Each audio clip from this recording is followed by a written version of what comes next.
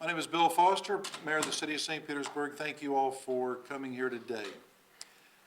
And as you can see behind me, not only the smiling faces that have joined me today, but we chose this room and this backdrop intentionally because that's why we're here today.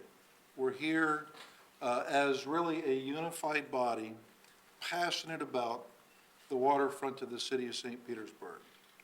And we've been talking about the situations with the pier, the safety issues for now going on 10 years. I was on the city council back in 2003 when we received our first report as to the condition of, at that time, an 80-year-old structure. We've had numerous discussions with this, and the process began in 2009 with the Pier Visioning Task Force, and we can quote the figures, you all know them, 64 meetings, the public input, the charrettes, the task force, the international design, the jury selection, and all of these opportunities for public input, and at the end of the day, the people have said, so what? And I hear that, and I get that. But as we stand here today in June, people are engaged. People have an opinion. They're passionate. They either support something or are against something, but it's divisive. But now everybody feels like they have a voice. They've exercised their right at public forums and debates and open forums, and people are engaged. And I don't want to lose that momentum. So we have a very important vote on August 27th. The people have earned their right to vote. And I will say this for the record, as I've said many times, I have supported from day one the people's right to vote on this very important issue. Even back in August of 2012, I supported the people's right to vote and proposed referendum items to the City Council for placement on the ballot, and those questions were rejected by the City Council. The second effort was done right, and it was done, the Stop the Lens group and through the concerned citizens. They hired great legal counsel. They formed a question, and they did the process according to the city charter. They did it right, and they earned this placement on the ballot. So what happens on August 28th? That's why we're here today. And that's why I've assembled a group that understands a couple of things. Yes, people are passionate. This issue has been divisive. We all recognize that.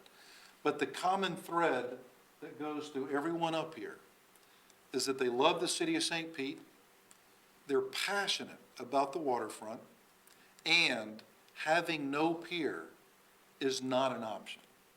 We will have a pier and recognize this over 100-year tradition of having a pier in the city of St. Petersburg. We will have a pier.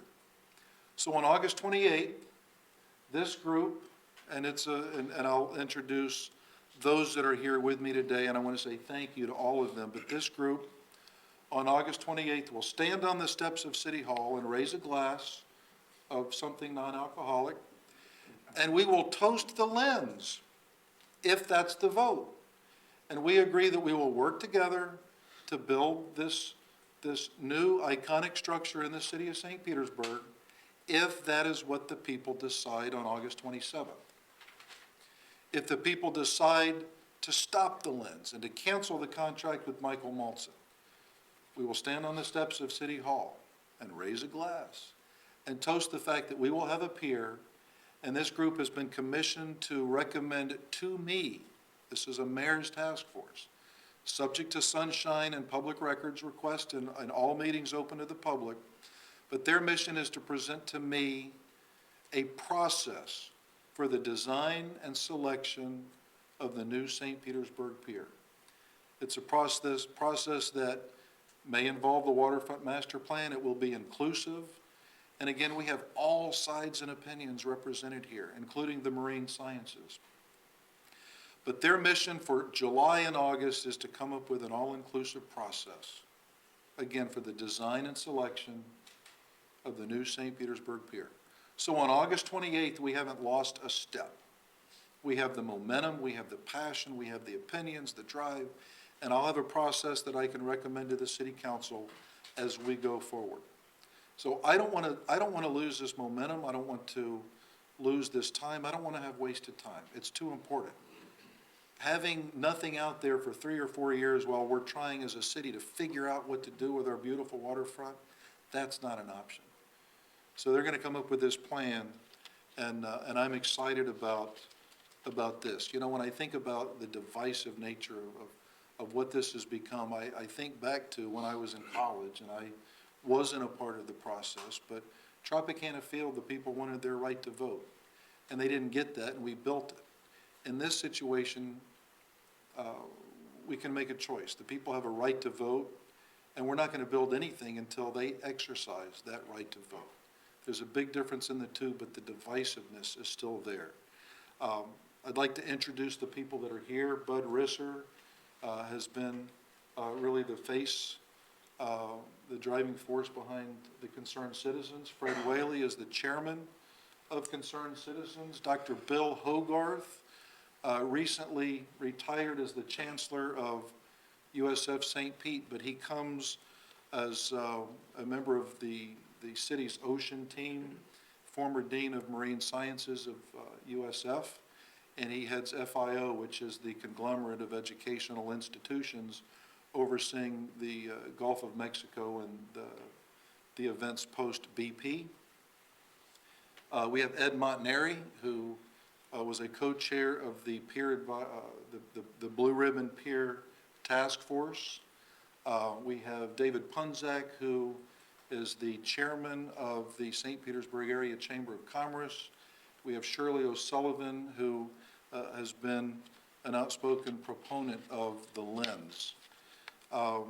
Other members, we will have Rob Kapusta, who's president of the Downtown Partnership, Susan Jessic, who is a St. Petersburg resident and authority with Urban Land Institute.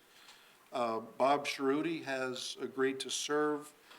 He represents a lot of businesses along Beach Drive. He was also a member of the Pier Visioning Task Force. James Jackson Jr., that's a name that you may not recognize unless you do a lot of business in Tampa. He is the city architect for the city of Tampa. He happens to live here in the city of St. Petersburg and has agreed to serve. Phil Graham is a well-known landscape architect in the community.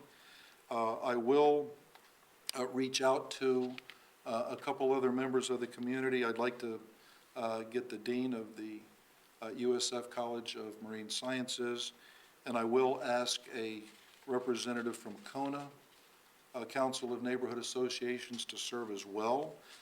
The facilitator, this is going to have very little staff support.